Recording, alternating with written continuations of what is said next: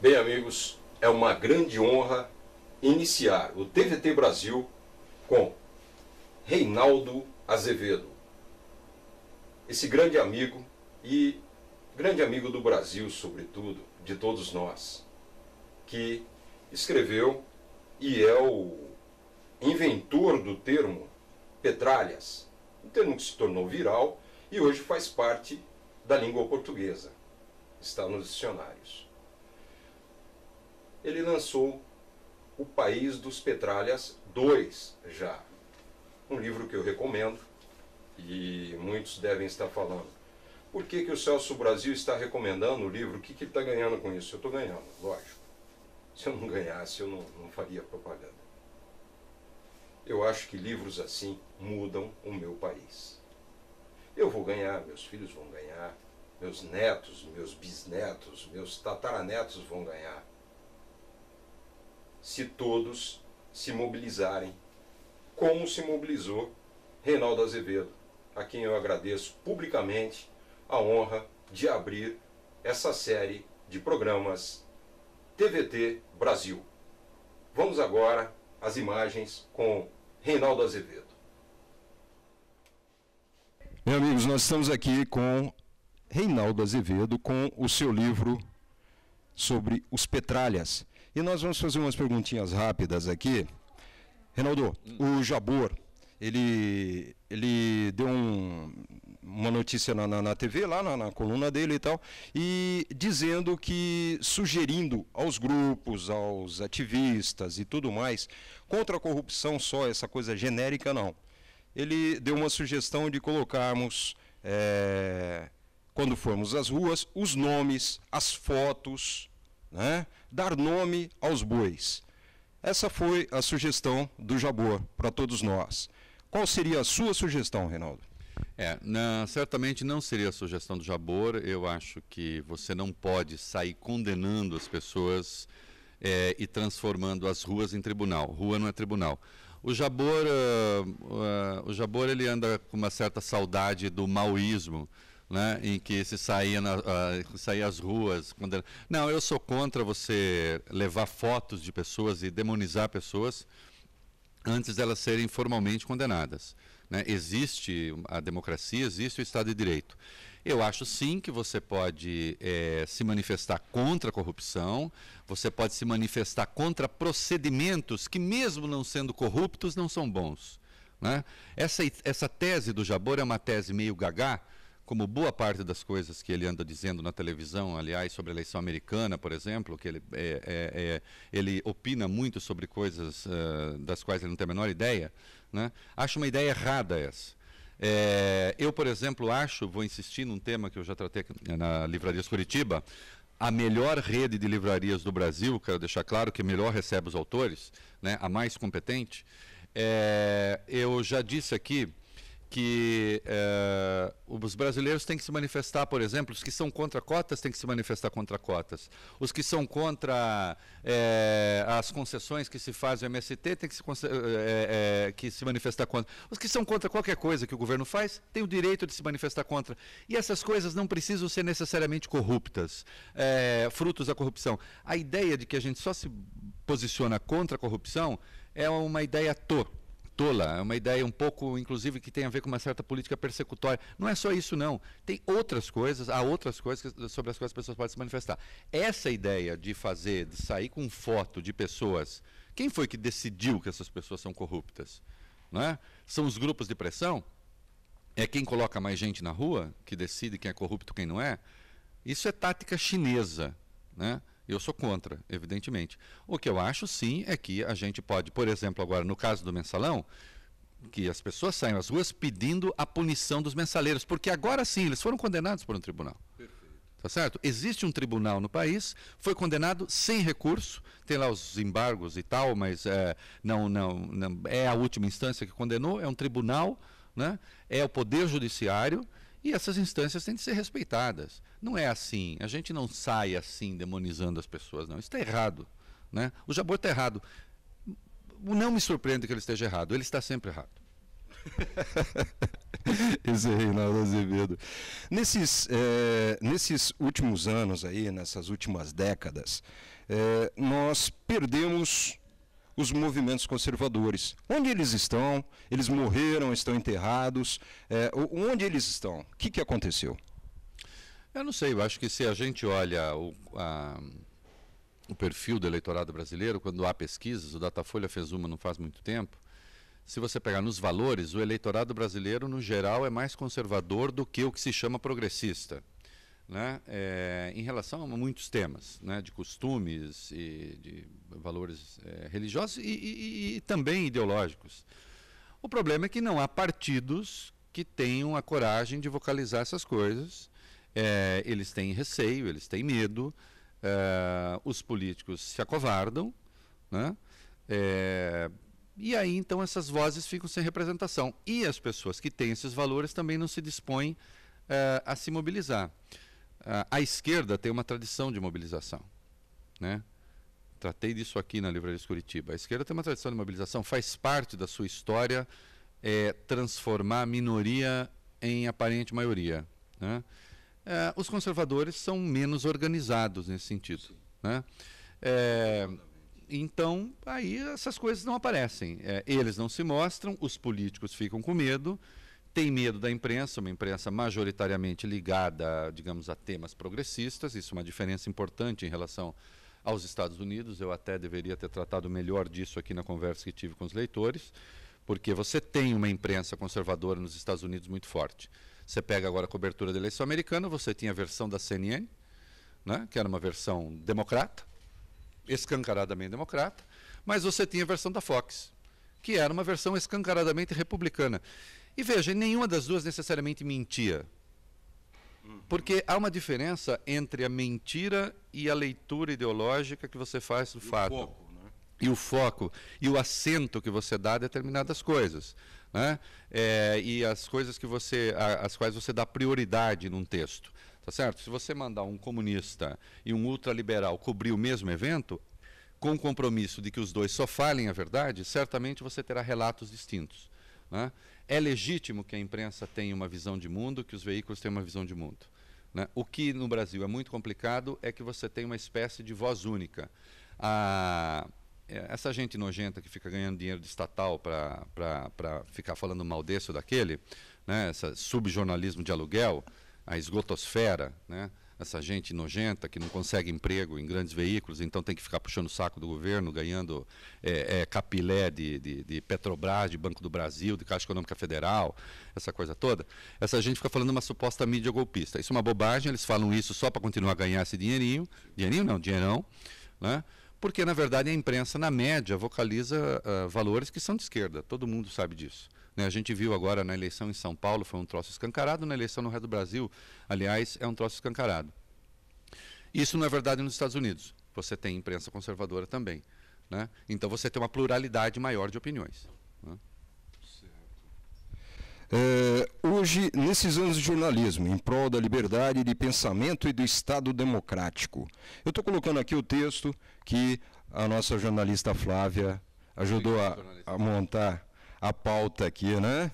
Então, além de arregimentar hordas de petistas e carreira, babando ódio contra você, claro, como você se sente como um ícone do conservadorismo do jornalismo? Eu faria diferente. Como que você se sente como um ícone da imprensa golpista das elites? Não, eu não me sinto ícone de nada, de verdade. Quer dizer, não é só aquele, não, imagina, não sou ícone de nada, porque o ícone supõe inclusive uma certa posição de isolamento, né? Que eu não me sinto isolado, numa posição de destaque positiva ou negativa, um pouco sozinho, com um vácuo em torno e mais ninguém pensando a mesma coisa. Eu gosto das circunstâncias favoráveis de poder dizer rigorosamente o que eu penso e poder transformar isso é o meu trabalho, né? É o meu trabalho dizer o que eu penso. Evidentemente é o meu trabalho porque há muita gente que me lê, né? te interrompendo um pouquinho, sobretudo os jovens, que aí eu emendo isso aqui. Como que você conseguiu esse fenômeno, já que essa juventude vem sendo preparada sorrateiramente há anos, e agora você conseguiu arrebanhar todos esses jovens? Eu vou lhe dizer por quê. Porque existe uma covardia gigantesca dos professores de história, dos professores de geografia, dos professores de filosofia, dos professores de sociologia, que é, com exceções, evidentemente, mas na média é uma gente covarde, né? É uma gente autoritária, que intimida os alunos em sala de aula, que impede os alunos de se expressar. Em nome da liberdade de expressão, quando eles fazem proselitismo em sala de aula, mentindo descaradamente sobre a realidade histórica, sobre a realidade econômica, sobre o aquecimento global, sobre a produção agrícola brasileira, mentindo sobre tudo, estes alunos que pensam diferente, de modo diferente, esses alunos que têm outras informações, inclusive, esses alunos que têm dúvida, nem espaço para dúvida existe. Esses alunos, vêm alunos de segundo grau, aqui talvez tenham vindo, no Rio de Janeiro foram muitos, em Brasília foram muitos, em São Paulo foram muitos, alunos que estão com o saco cheio desse tipo de coisa. Não falam em sala de aula por medo de ser punidos. Se não for uma punição legal, é uma punição moral, porque o professor passa a demonizar o aluno em sala de aula. Como são disciplinas da área de humanas, em que a subjetividade conta muito, essas disciplinas, no geral, perderam um objeto. Elas se transformaram apenas em puro proselitismo. O professor, portanto, dá a nota que quer, né? O aluno tem medo de ser reprovado, o aluno tem medo de ser demonizado, o aluno tem medo de ser apontado, então não fala. Tá certo? Então fica lá o professor dizendo, a cada bife que você come, gastam-se 100 litros de água, isto é um desastre. O pobre do aluno sai de lá e vai comer o bife. Tá certo? Porque, afinal de contas, e o professor também vai comer o bife. Tá certo? Mas ele quer que o outro coma o bife com consciência culpada. Ele, porque descobriu os 100 litros, então ele já está livre da culpa. É um exercício, no fundo, de uma certa religiosidade, eu não vou dizer pagã, porque mexe com o paganismo, que tem uma história tão brilhante na cultura, o paganismo da Antiguidade Clássica. Mas é uma espécie de religião sem Deus. Entende? Religião que não tem Deus é fascismo. E esses são fascistas. Né? E os alunos estão com o saco cheio. Todo mundo está. Como tem sido a sua... Estou gostando mais disso aqui do que eu falei hoje. Até. Ah, é? Vamos fazer. Eu acho que eu peguei fogo meio tarde. Que bom. Reinaldo, como tem sido a recepção nas cidades, onde você tem ido? Eu sei que aqui, pelo menos, Curitiba te abraçou. Olha... Tá? Agora... Você responda isso e me diz se já teve algum incidente, já teve algum bandinho te esperando, teve alguma... Não, mesmo que tenha, também não ligo. As pessoas... Mas aconteceu algum? Não aconteceu. A recepção foi a melhor possível. Eu fiz lançamentos até agora em São Paulo, Rio de Janeiro, Brasília e agora Curitiba. Em todos os lugares a que eu fui, a gente viu coisa assim, como aconteceu aqui. Né? Sim, e pessoas agradáveis, inteligentes, de todas as idades, com muitos jovens presentes. Inclusive, há um mito, né, que se cultiva, essa gente esquisita cultiva aí, de que só vem velho de direita, tal, babando com saudade da ditadura, tal. Tá aí, né? Aí. Tem gente aqui, meninada, moçada, tinha muita gente. E que vem os velhos, os novos, os jovens. Enfim, isso é uma bobagem. Você viu, os velhos já foram dormir, só tem os jovens aqui. As pessoas são doces, são agradáveis, são inteligentes, são interessantes e apenas não comungam do que eu chamo de, usando uma expressão do Humberto Eco, de metafísica influente. Entende? Tem outro. Pensam outra coisa. Né? E não tem canal para expressar isso. Esse é o ponto. Né? Não se veem representados na imprensa, porque a imprensa não dá bola. Não se veem representados na escola, porque tem lá os patrulheiros de plantão. Tá certo? Não se veem representados os partidos políticos, porque é um bando de covardes. Né? Eu até disse aqui na Livraria Curitiba sobre o PSDB, né? Que agora decidiu que tem que disputar o público do PT. Né? Que é uma tolice, vai disputar e vai perder. Né? E depois eu falo, puxa, onde foi que nós erramos? Não, errou porque Errou porque tem que falar para você tem milhões de brasileiros que estão órfãos de uma representação política, né? Então é preciso que as pessoas dêem a cara. Aí muita gente diz, mas por que você não fala, não vai você? Porque eu não sou político. Não, eu não sou político, não sou, não serei, não quero ser, não, zero, imagina. E a política supõe uma dose de necessária insinceridade. Quando eu digo necessária insinceridade, porque na política, se você realmente disser rigorosamente tudo o que você pensa, a coisa trava e não anda, né? A política requer uma dose de necessária insinceridade que eu não tenho, né? Então, não, eu exerço uma profissão em que eu posso ser 100% sincero. Eu sempre achei que você tem um perfil de um péssimo político. Eu sou um péssimo político. Sim, dá para notar isso. Nós concordamos com isso. Você, hoje, eu queria agora que você consultasse a sua bolinha de cristal e nos dissesse se amanhã nós vamos poder estar batendo esse papo e colocando nas redes, ou até quando nós vamos poder fazer isso? Como é que está isso aí? O que a tua bolinha de cristal está dizendo sobre isso? Olha, eu não sei. Eu espero que a gente possa, que as pessoas possam colocar na rede aquilo que bem entenderem, desde que seja a expressão livre do pensamento e que não incorra em crimes definidos pelo regime democrático. Eu espero que isso possa acontecer sempre. Eu afirmei aqui, na conversa que tive com os leitores, há uma certa intolerância com a divergência no país, né? Há uma certa intolerância com a divergência em todo o mundo democrático. Alguns foram eleitos como uma espécie de demiurgos que vocalizam a suposta verdade universal, o suposto bem universal, e que estariam livres dos interesses políticos, o que é tudo cascata, o que é tudo bobagem, né? Eu já escrevi algumas vezes, todas as vezes que o Obama se refere aos políticos como os homens de Washington, eu pergunto, por um acaso ele não era um homem de Washington? Ele era um homem de onde? Da Lua? Da estratosfera? De onde ele era? Né? Sempre que a Marina Silva se refere à política como uma coisa nojenta, que não é dela, ela é de onde? Ela faz o quê? Vive do quê, aliás? Se não da política, né? Então não existe uma política que seja negação da política, né? E, portanto, eu espero que dentro da política se resgate, se recupere, e as pessoas tenham a clareza de recuperar o valor da divergência, né? Saber que dizer não é legítimo, né? Dentro do espaço que você tem e da legalidade, né? O que está se tornando, às vezes, o que muitas vezes é incômodo, é então você perceber que, e não é para pegar no pé não, porque eles sabem o que eu penso deles, quer dizer, não é possível que o MST, contra a lei, pratique crimes e saia de lá incólume,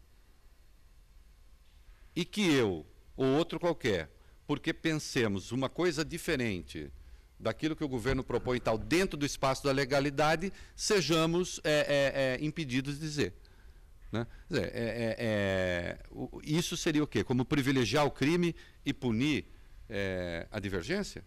Não é possível, né? E isso um pouco está em curso, né? Está em curso por conta da covardia das oposições, está em curso por conta da covardia até mesmo de pessoas que muitas vezes pensam como nós, mas que preferem silenciar, né? Porque tem medo de enfrentar certas reações e tal. E é preciso enfrentar, fazer o quê? E você viu um prazo para isso? Não, você acha? Não. Não há prazo. Você acha que nós vamos nos libertar disso ainda? Eu não penso em termos finalistas. Eu não acho que a gente tem um espaço da liberdade. Quer dizer, a gente não vive sob uma tirania, nesse sentido, assim, da tirania definida. E, portanto, se a gente vai lá e corta esse pilar e aquele pilar, a tirania cai, acaba e muda. Isso é um contínuo, né? Eu acho que se as pessoas se mobilizarem, disserem o que pensam e ocuparem os espaços e tal, a gente intimida aqueles que não gostam das liberdades públicas. Não custa lembrar que eles tentaram fazer o Conselho Federal de Jornalismo e fracassaram, não conseguiram. Eles tentaram botar censura ao jornalismo no Plano Nacional dos Direitos Humanos e também não conseguiram, né? Então, as tentativas que eles fizeram de uma censura formal à imprensa, eles fracassaram. Vão tentar agora de novo com a chamada regulação da mídia, tendo a achar que fracassam outra vez. Né? Então, eu acho que sim. Acho que no controle que eles pretendem fazer, eu acho que eles fracassam de novo. Espero que fracassem. Então, veja, a luta não é inútil, não é vã. As coisas acontecem, as coisas mudam. Não quer dizer que não haja uma degeneração da qualidade do debate, o que também é verdade. Né? É preciso lutar, é preciso ver. Eu não acho assim que tem uma data X e uma data Y. Né? E nem acho também que eles sejam, veja só, eles têm uma teoria de poder, é por isso que eles fazem assim, mas eles não são os únicos. Né? Eles não são os únicos autoritários. Há autoritários fora do PT também. Né? Talvez estejam esperando só a chance de poder se manifestar. Estão com a senha na mão. Então é preciso lutar contra qualquer autoritarismo. Quer dizer, quando os petistas falam, mas por que em cima de nós? Porque vocês estão no poder. Simples assim. Simples assim. Quando era o Fernando Henrique e eu não gostei de coisas que o Fernando Henrique fez, eu fiz a primeira capa dizendo que até apagão no Brasil em razão de barberagem administrativa, fui eu que dei. Fui eu que dei. Fica, jornalista tocando. Era o Fernando Henrique com fósforo na mão. Tá certo? Capa minha. Na minha revista. Antecipando, vai ter apagão daqui, sei lá, 6, 7 meses. Era bem antes do apagão. Né? Tucano gostou? Sei lá se gostou. Eu não escrevo porque as pessoas vão gostar ou não gostar. Né? Agora aqui ficou esse negócio assim, olha, cuidado, hein, porque também, vê lá, não vai falar mal do Lula, porque coitado. Por que coitado do Lula? Por que coitado do Lula? Por que coitado de qualquer político? Nenhum político é coitado. Né? Nenhum político nem é coitado, nem é culpado, em princípio. Né? E nem tem que ter a foto exposta, como que é o Jabor. Tem que fazer debate político. Não é na base da satanização que a gente avança.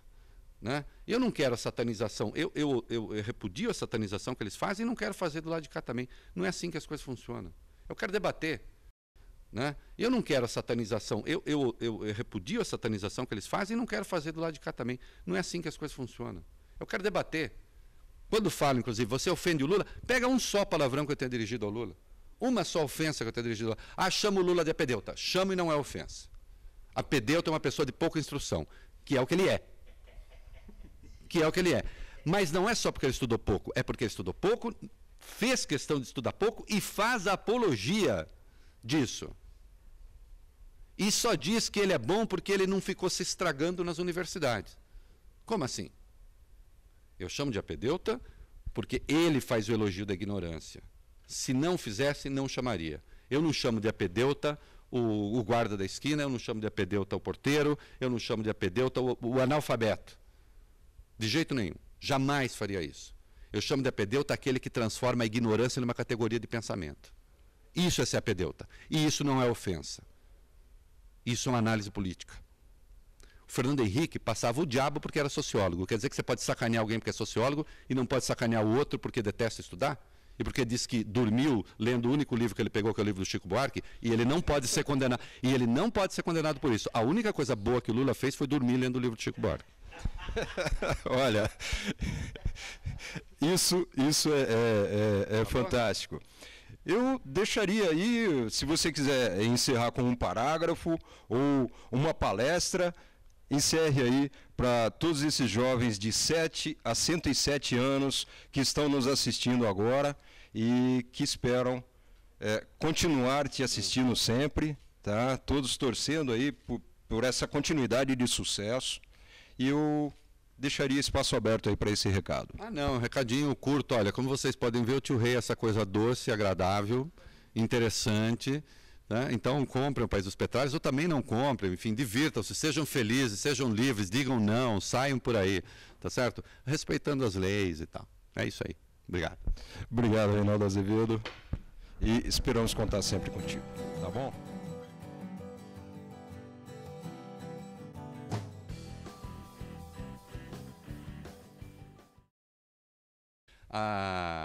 Essa gente nojenta que fica ganhando dinheiro de estatal para ficar falando mal desse ou daquele, né? Esse subjornalismo de aluguel, a esgotosfera, né? Essa gente nojenta que não consegue emprego em grandes veículos, então tem que ficar puxando o saco do governo, ganhando capilé de Petrobras, de Banco do Brasil, de Caixa Econômica Federal, essa coisa toda. Essa gente fica falando uma suposta mídia golpista. Isso é uma bobagem, eles falam isso só para continuar a ganhar esse dinheirinho. Dinheirinho não, dinheirão. Diferente, como que você se sente como um ícone da imprensa golpista das elites? Não, eu não me sinto ícone de nada, de verdade. Quer dizer, não é só aquele, não, imagina, não sou ícone de nada, porque o ícone supõe inclusive uma certa posição de isolamento. Alunos que estão com o saco cheio desse tipo de coisa não falam em sala de aula por medo de ser punidos. Se não for uma punição legal, é uma punição moral, porque o professor passa a demonizar o aluno em sala de aula. Mas é uma espécie de religião sem Deus. Entende? Religião que não tem Deus é fascismo. E esses são fascistas. Inclusive, há um mito, né, que se cultiva, essa gente esquisita cultiva aí, de que só vem velho de direita, tal, babando com saudade da ditadura, tal. Tá aí, né? Aí. Tem gente aqui, meninada, moçada, era... Né? E não tem canal para expressar isso. Esse é o ponto. Né? Não se veem representados na imprensa, porque a imprensa não dá bola. Não se veem representados na escola, porque tem lá os patrulheiros de plantão. Tá certo? Não se veem representados os partidos políticos, porque é um bando de covardes. Você tem milhões de brasileiros que estão órfãos de uma representação política.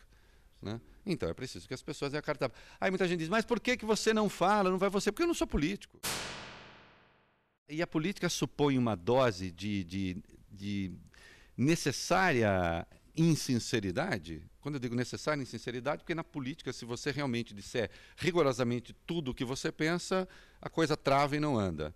Né? A política requer uma dose de necessária insinceridade que eu não tenho. Eu espero que a gente possa, que as pessoas possam colocar na rede aquilo que bem entenderem, desde que seja a expressão livre do pensamento e que não incorra em crimes definidos pelo regime democrático. Eu espero que sempre, que isso possa acontecer sempre. Eu afirmei aqui, na conversa que tive com os leitores, há uma certa intolerância com a divergência no país. Né? Há uma certa intolerância com a divergência em todo o mundo democrático. Quer dizer, não é possível que o MST, contra a lei, pratique crimes e saia de lá incólume, e que eu, ou outro qualquer, porque pensemos uma coisa diferente daquilo que o governo propõe e tal, dentro do espaço da legalidade, sejamos impedidos de dizer. Né? Quer dizer, isso seria o quê? Como privilegiar o crime e punir a divergência? Não é possível. Né? E isso um pouco está em curso. Está em curso por conta da covardia das oposições, está em curso por conta da covardia, até mesmo de pessoas que muitas vezes pensam como nós, mas que preferem silenciar. Eu acho que se as pessoas se mobilizarem, disserem o que pensam e ocuparem os espaços e tal, a gente intimida aqueles que não gostam das liberdades públicas. Não custa lembrar que eles tentaram fazer o Conselho Federal de Jornalismo e fracassaram, não conseguiram. Eles tentaram botar censura ao jornalismo no Plano Nacional dos Direitos Humanos e também não conseguiram. Né? Então, as tentativas que eles fizeram de uma censura formal à imprensa, eles fracassaram. Vão tentar agora de novo com a chamada regulação da mídia, tendo a achar que fracassam outra vez. Lutar contra qualquer autoritarismo. Quer dizer, quando os petistas falam, mas por que em cima de nós? Porque vocês estão no poder. Simples assim. Simples assim. Tucano gostou? Sei lá se gostou. Eu não escrevo porque as pessoas vão gostar ou não gostar. Quando falo, inclusive, você ofende o Lula, pega um só palavrão que eu tenha dirigido ao Lula. Uma só ofensa que eu tenha dirigido ao Lula. Chama o Lula de apedeuta. Chama e não é ofensa. Apedeuta é uma pessoa de pouca instrução, que é o que ele é. Mas não é só porque ele estudou pouco, é porque ele estudou pouco, fez questão de estudar pouco e faz a apologia disso. E só diz que ele é bom porque ele não ficou se estragando nas universidades. Como assim? O Fernando Henrique passava o diabo porque era sociólogo. Quer dizer que você pode sacanear alguém porque é sociólogo e não pode sacanear o outro porque detesta estudar? E porque disse que dormiu lendo o único livro que ele pegou, que é o livro do Chico Buarque, e ele não pode ser condenado. E ele não pode ser condenado por isso. A única coisa boa que o Lula fez foi dormir lendo o livro do Chico Buarque. Olha.